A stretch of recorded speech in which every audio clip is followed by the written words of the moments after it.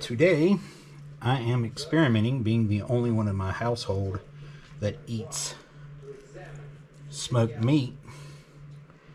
I get to play around with whatever I want to fix because I'm the only one that eats it.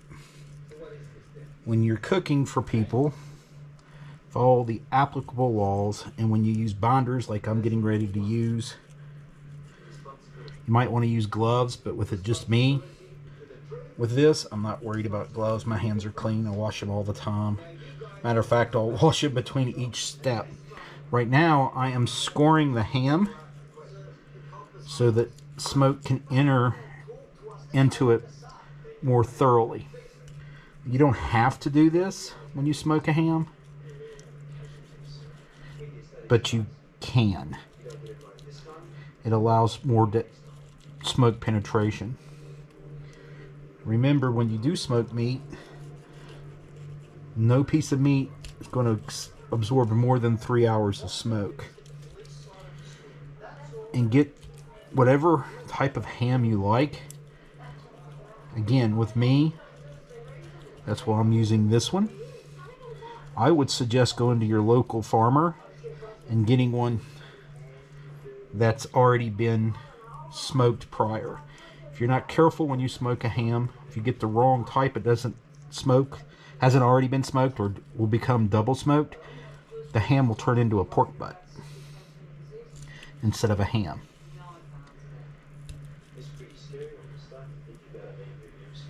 And the purpose of the binder is not to add flavor, it's to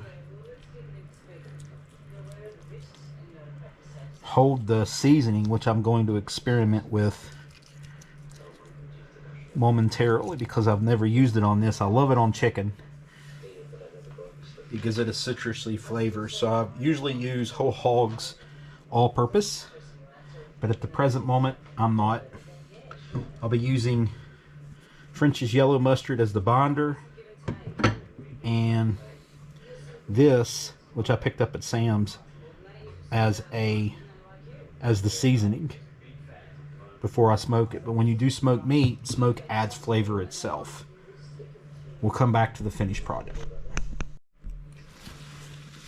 Now, you know, I have coated the ham with mustard. You can use whatever mustard you want, whatever brand you want, or whatever binder you want to use. It's to flavor and to taste. When you're not cooking for a profit, it gives you more freedom. When you're not cooking for a lot of people, it gives you more freedom. This is going to be basically my lunches and a handful of dinners throughout the week and whatnot. I'm also going to be making my version of brats and firecrackers in a different manner than what most of you've probably used to. And since it's just me, it's going to be eating this, I can experiment with it. And I'm not making it for a profit, or I'm not making it to come out for a restaurant. I'm using a pan that you see that the ham's on to help minimize the mess on the counter.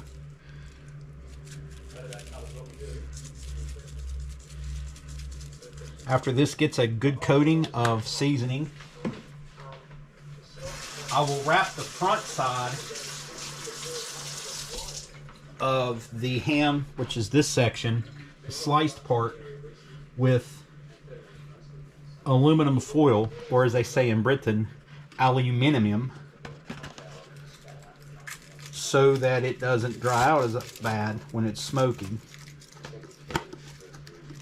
And it has a tendency to do that if it's left unwrapped.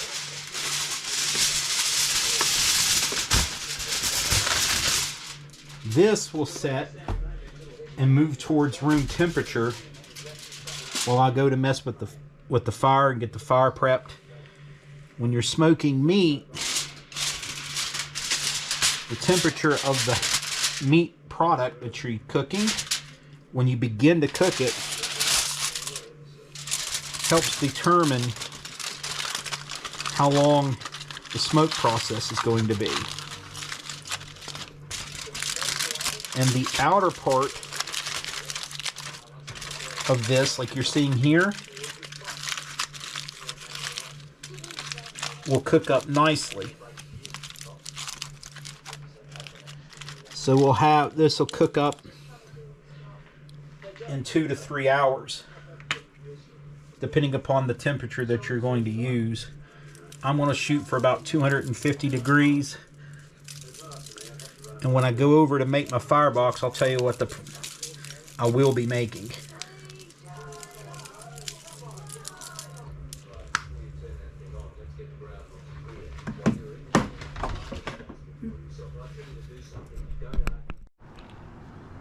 Today, we'll be deploying an Oklahoma Joe's offset smoker. And you can see how I've got it basically set up. Have a stovepipe attached to it as a modification to force the smoke to circle and come in this way instead of going straight up and out the pipe. And then I added these shields down here to keep direct heat from coming into it. Of course, I'm going to be using this as a water pan to add moisture and humidity into the cooking environment, to the cooking chamber. That way the meat doesn't dry out as quickly or as fast. And then of course I will clean this out at the end of the summer. It's due for it. And that's pretty much it for the cooking area. You can see I've cleaned it out. I have a metal bucket on top of the deck to catch any embers or ash when I'm pulling it out. We'll be using this firebox, which I pulled off of Amazon. This thing works wonders. It tells, I know exactly how long each load will burn with it. I would suggest using either hardwood or lump charcoal. I use lump charcoal because I think it gives a distinct different flavor, and I prefer the taste of charcoal over hardwoods, but hardwoods are good as well. As you can tell, I'm using lump charcoal. I'm using Cowboys. Royal Oak is just as good, but I prefer Cowboys if I can get my hands on it. I've got it intermixed with hickory chunks for flavoring.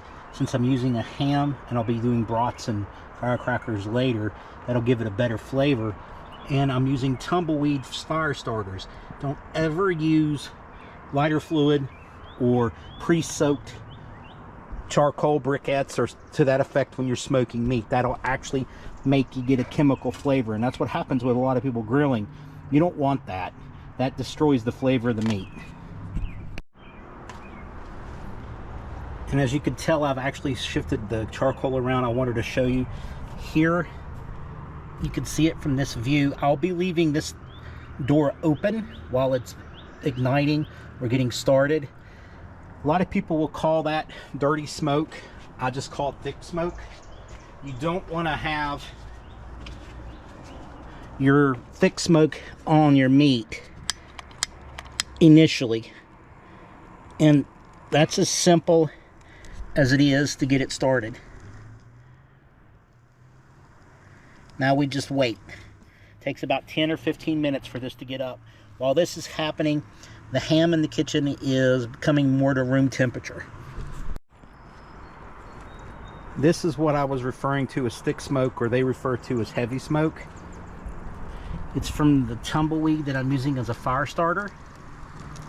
Here in the corner.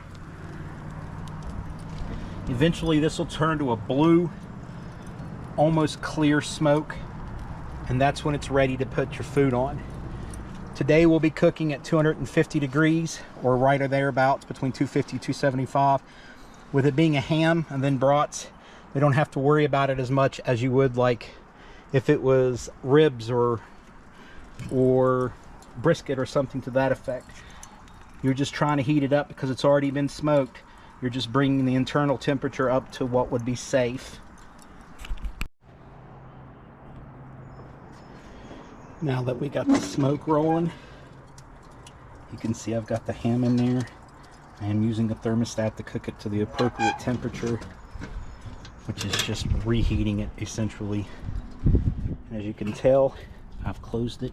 I left that open as the fire is still basically catching, but you can leave it and come back in 15-20 minutes and check your fire. We are also making Italian sausages that are hot, or I call them firecrackers. And then you've got brats.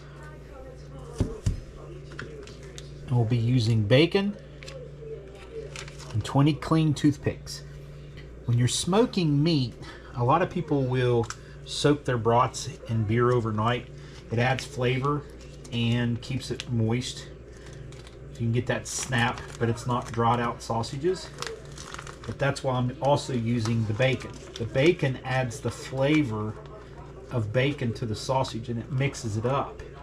In addition, when that bacon fat is cooking, it will help keep the moist, keep the sausage from drying out, and add an extra layer of crisp and flavor to it. I prefer it better than I do the one soaked in beer, but I love brats soaked in beer and Italian sausage soaked in beer. You can also use whatever brand that you want to use. I simply got the the Sam's Club version of the bacon. It tends to be a little saltier and it's a lot easier to work with. It's also cheaper. And all I do is wrap it like that. Take a clean toothpick, insert to hold the bacon in place. And while I wrap it, you can also see where I've got it overlapped. That helps hold it in place as well. And that will allow the fat to cook into the sausage.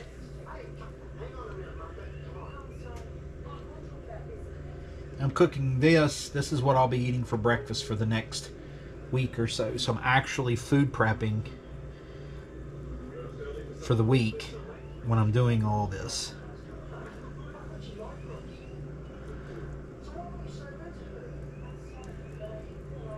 And in the household, I'm the only one that really eats meat. If I do chicken or ribs, sometimes brisket, they'll join. But I'm single, gainfully employed, and I don't have an HOA to deal with. And that's pretty much everything I'm going to do for it now. We'll pick up when I go to put this on the smoker.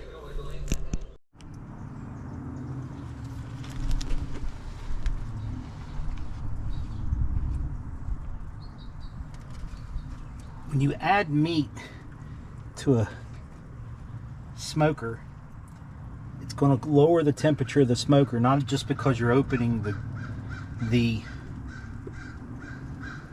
cover. It's because the meat itself that you're adding is generally of a lower temperature. And it will lower the temperature for you.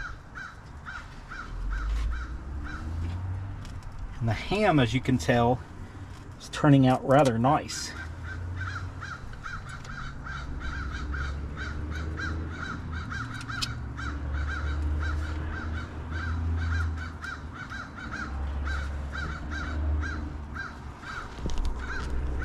I will throw in a chunk of hickory to add flavor for the brats and the sausages and the bacon.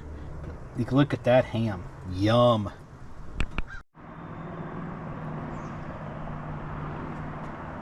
Yep, cruising right along where we need it to be. Just checking on it. Looking good. Flip them in 15 minutes. It's time to flip the sausages.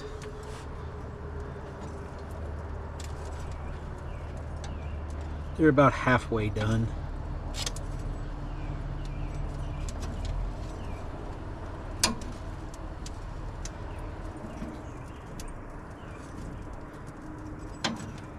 Thing about barbecue, And this is barbecuing, it's not grilling. A lot of Yankees will call grilling barbecue, which is not the same. This is smoking. It's done when it's done. You cannot rush it, especially if you're messing with like ribs or brisket or pork butt or something like that. This is not too bad. You've got a lot of leeway with these, but you don't have that with a say I'm throwing on slabs of ribs. If ribs get up to over 300 or plus and they're on there for a while, they will burn. It's not like this. Anyway, we'll come back in 15 minutes and check the fire.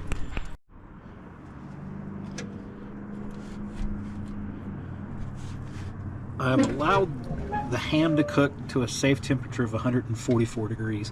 It's already cooked, so you don't have to take it to like 160, 165. This is the second smoking, or twice smoked. A lot of people like to call it. That said, when you go to retrieve something from a smoker, it's going to be hot. And using gloves, which I have other ones, but I got these for Christmas one time, so I'm going to use these. So I use all my Christmas stuff.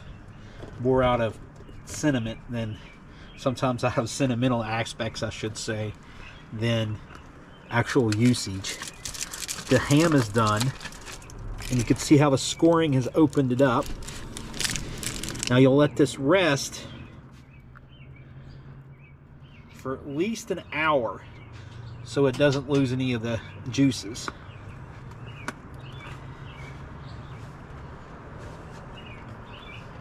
Now we need to take the brats off. Don't need to smoke, temperature the brats, because I've done so many brats I can look at them and say they're ready to come off. But we'll pull these and then come back in an hour or so to check it and go from there.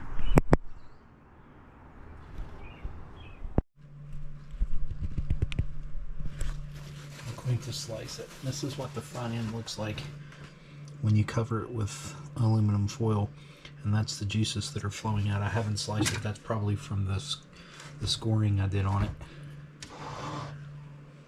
I prefer a smaller knife. Some guys like larger knives, but I believe a smaller knife is easier to control.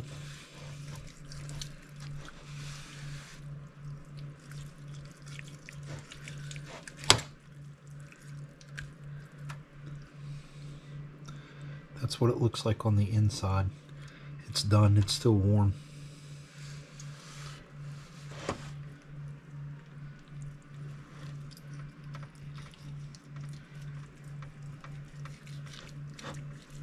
When you let it rest, it allows the juices to stay inside the meat, and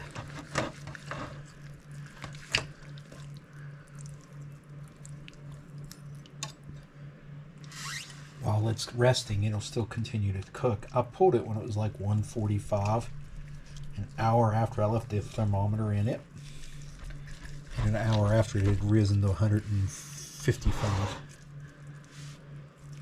after pulling it out off the heat.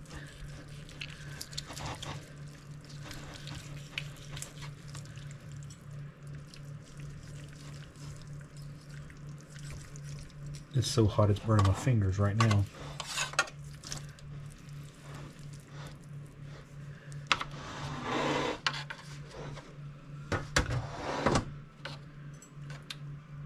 And you pretty much get the gist. But